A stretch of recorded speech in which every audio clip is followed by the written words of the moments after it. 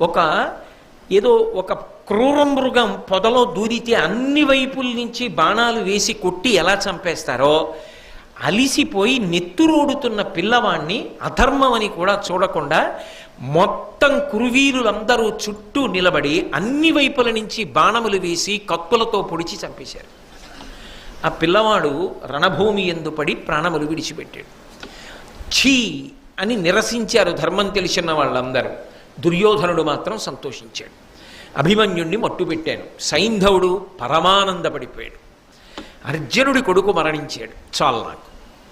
పాండవుల నలుగురిని ఇవాళ నేను ఆపడం వల్ల నా జీవితంలో ఒక మహాప్రయోజనాన్ని మూటకట్టుకున్నాను. అంత అల్పమైన క్రూరమైన సంతోషాన్ని పొందుతారు కొంతమంది. తుట్టతుదకు ఏం మూట కట్టుకుంటారంటే దాని వలన వచ్చే ప్రయోజనం ఏమిటంటే యుగాలు మారిపోయినా శాశ్వతమైన అపకీర్తి నిలబడిపోతుంది.